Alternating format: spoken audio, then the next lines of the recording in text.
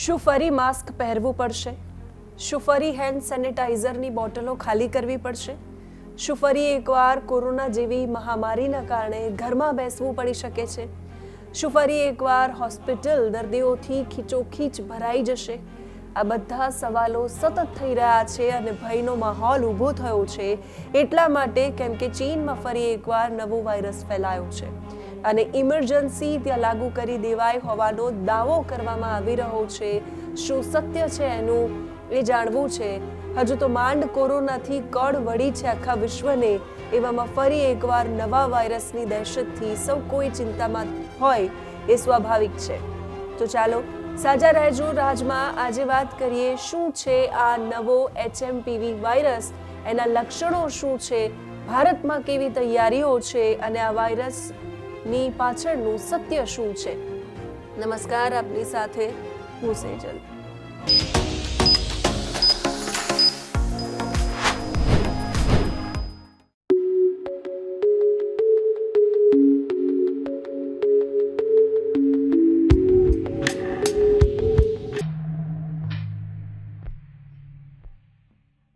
વર્ષ 2019માં ચીનના વુહાનમાં કોરોનાનો ઉદ્ભવ થયો અને લાખો લોકોના જીવ લઈ લીધા. હજુ તો એ સ્થિતિમાંથી માંડ વિશ્વ ઊભું થયું છે ત્યાં ફરી એકવાર ચીનમાં HMPV વાયરસે કહેર મચાવ્યો છે.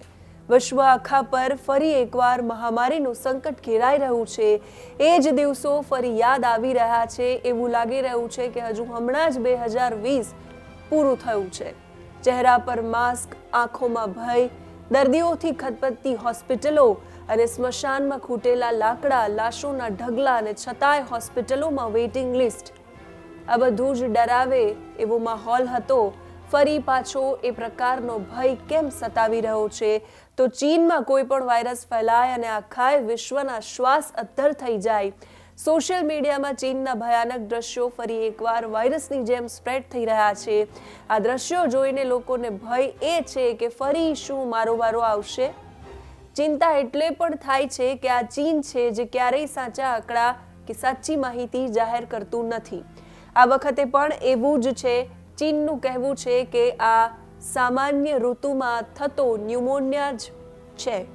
જો કે કોરોનાના અનુભવ પછી ભારત સરકાર અલર્ટ થઈ ગઈ છે અને તમામ રાજ્યો માટે એડવાઇઝરી જાહેર કરીને તમામ રીતે તૈયાર રહેવા સૂચના આપી છે. સરકારની તૈયારીઓ વિશે વાત કરતા પહેલા એ વાત કરી લઈએ કે HMPV વાયરસ છે શું.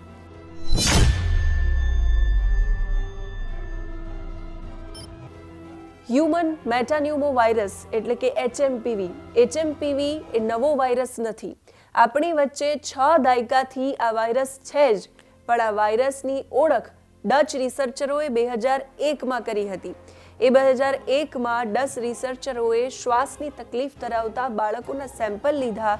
એમાં આ વાયરસ જોવા મળ્યો હતો. આ વાયરસ બાળકોને અને વૃદ્ધોને તરત ન્યુમોનિયા કરી નાખે છે, એટલે એનું નામ એ રીતે પાડવામાં આવ્યું છે. ક્રિએટિવ ડાયગ્નોસ્ટિક નામના મેગેઝિનમાં પ્રકાશિત રિપોર્ટમાં લખ્યું છે કે અગાઉ આ વાયરસ અમેરિકા, કેનેડા, યુરોપ અને અન્ય દેશોમાં જોવા મળ્યો છે અને લોકોને ચેપ પણ લાગ્યો છે.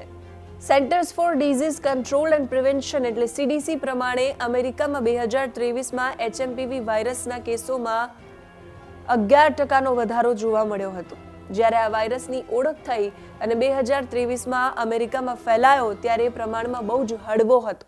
શરદી ઉધરસ થાય ને 3-4 દિવસમાં મટી જાય. સમય જતાં આ વાયરસે એનું રૂપ બદલ્યું છે અને હવે એ ઘાતક બન્યો છે. ચીનમાં 16 ડિસેમ્બરથી જે વાયરસ કહેર મચાવી રહ્યો છે એ ઘાતક રૂપ ધરાવે છે. મેડિકલની ભાષામાં કહીએ તો વાયરસનું મ્યુટેશન બદલાઈ ગયું છે. જે રીતે કોરોના રૂપ બદલીને ઓમિક્રોન બની ગયો હતો અને એણે ઘણા સ્વરૂપ બદલ્યા હતા, એવી જ રીતે HMPV વાયરસે પણ રૂપ બદલી નાખ્યું છે. જે રીતે કોરોના RNA પ્રકારનો વાયરસ હતો એમ HMPV પણ RNA પ્રકારનો વાયરસ છે. RNA એટલે રાઇબોન્યુક્લિક એસિડ વાયરસ. સરળ ભાષામાં કહું તો પોતાનું DNA બદલતો, રૂપ બદલતો, સ્વરૂપ બદલતો વાયરસ. HMPV વાયરસને કારણે ચીનની રાજધાની બીજિંગની તમામ હોસ્પિટલો અને 500 માઇલ એટલે કે લગભગ 800 કિલોમીટરની ત્રિજ્યામાં દર્દીઓથી આ બધી જ હોસ્પિટલો ભરેલી છે. અલ જઝીરાના રિપોર્ટ પ્રમાણે બીજિંગની એક હોસ્પિટલમાં રોજ આ વાયરસથી સંક્રમિત લગભગ 1200 દર્દી ઇમરજન્સીમાં દાખલ થઈ રહ્યા છે. એક હોસ્પિટલમાં રોજના 1200 દર્દી હોય તો વિચાર તમે કરી શકો છો કે બાકી બધી જ હોસ્પિટલોમાં મળીને કેટલા દર્દીઓ હશે. હવે વાત કરીએ શું છે આ વાયરસના લક્ષણો એના વિશે.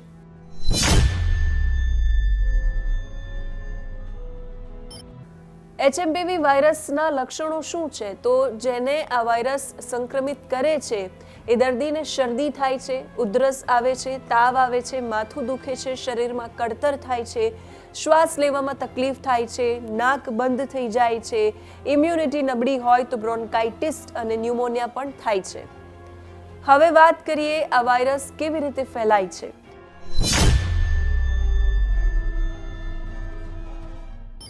તો એચએમપીવી વાયરસ કોરોનાની જેમ હવામાં ફેલાય છે.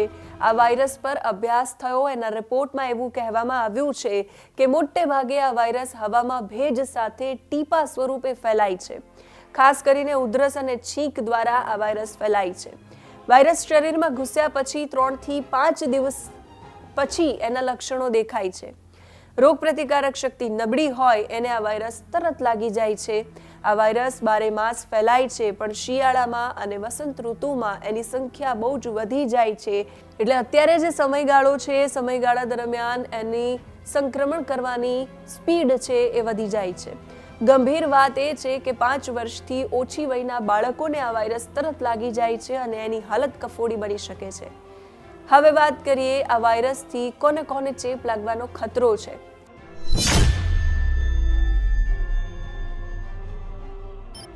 તો 14 વર્ષથી નીચેના બાળકોને સૌથી વધારે ખતરો છે.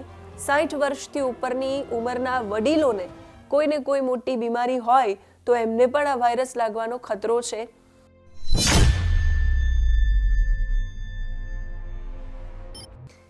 આ વાયરસથી કેવી રીતે ધ્યાન રાખવાનું? તો જેમ આગળ કહ્યું એમ આ વાયરસ કોરોના જેવો જ ચેપી છે, એટલે કોરોના વખતે ધ્યાન રાખતા હતા એવું જ ધ્યાન એચએમપીવીમાં રાખવાનું છે. કારણ કે આ વાયરસ હવામાંથી ફેલાય છે અને સરફેસ અથવા તો કોઈ પણ વસ્તુઓમાંથી એનો ચેપ તમને લાગી શકે છે. એટલે ભીડમાં જવાનું ટાળો, બહાર નીકળો ત્યારે માસ્ક પહેરો, દર કલાકે સાબુથી તમારા હાથ ધોતા રહો, સેનિટાઈઝરનો બને એટલો ઉપયોગ કરો. આ વાયરસને લઈને મેં શરૂઆતમાં કહ્યું હતું કે ચીનમાં ઇમરજન્સી લાગુ કરી દેવાય છે એવો દાવો કરવામાં આવી રહ્યો છે. તો SARS-CoV-2 COVID-19 નામનું એક ટ્વિટર હેન્ડલ છે, એના પર કરવામાં આવેલી એક પોસ્ટમાં એવો દાવો કરાયો છે કે ચીને ઇમરજન્સી જાહેર કરી દીધી છે. જો કે ચીનના આરોગ્ય અધિકારીઓએ કે સરકારે હજુ આની પુષ્ટિ નથી કરી કે WHOનું પણ આ મુદ્દે કોઈ નિવેદન નથી આવ્યું. એચએમપીવી સિવાય ઇન્ફ્લુએન્ઝા, માઇકોપ્લાઝમા, ન્યુમોનિયા અને COVID-19 વાયરસ સહિત અન્ય ઘણા વાયરસ ચીનમાં આ જ વાયરસની સાથે ઝડપથી ફેલાઈ રહ્યા છે એવો દાવો કરાઈ રહ્યો છે.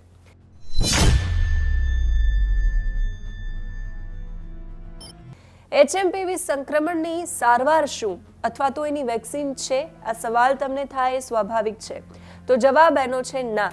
હાલમાં એના માટેની કોઈ વિશિષ્ટ એન્ટીવાયરલ સારવાર નથી કે એના માટે કોઈ વેક્સિન પણ બનાવવામાં નથી આવી.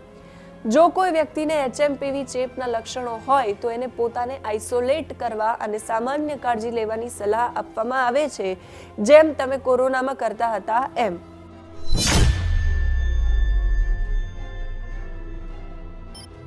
શું ભારત એચએમપીવી સામે લડવા તૈયાર છે?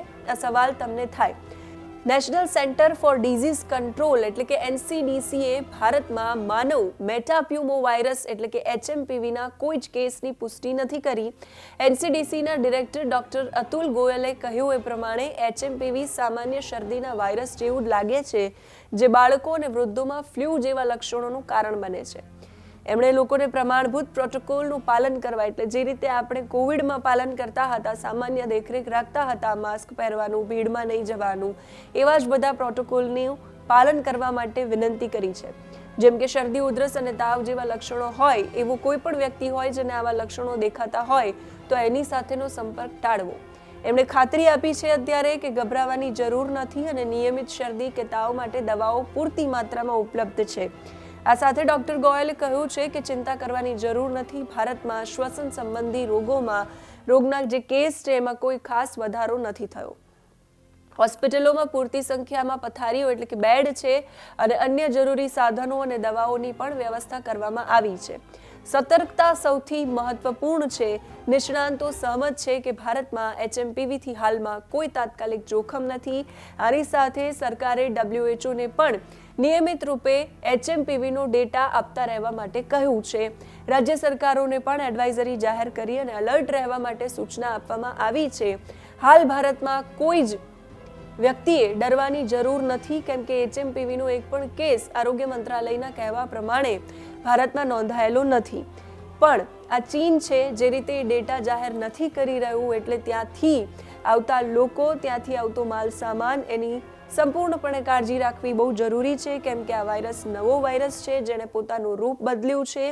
2001માં જેની ઓળખ થઈ હતી અને હવે એ રૂપ બદલીને ફરી પાછો સામે આવ્યો છે. આ વાયરસની સાથે બીજા ઘણા બધા રોગ છે એ પણ દર્દીને સંક્રમિત કરી રહ્યા છે. ડરવાની જરૂર નથી, સાવચેત રહેવાની જરૂર છે. આ વાયરસને લઈને જે પણ અપડેટ આવશે તમારા સુધી પહોંચાડતા રહીશું. અત્યારે આ વિડીયોમાં બસ આટલું જ. નમસ્કાર.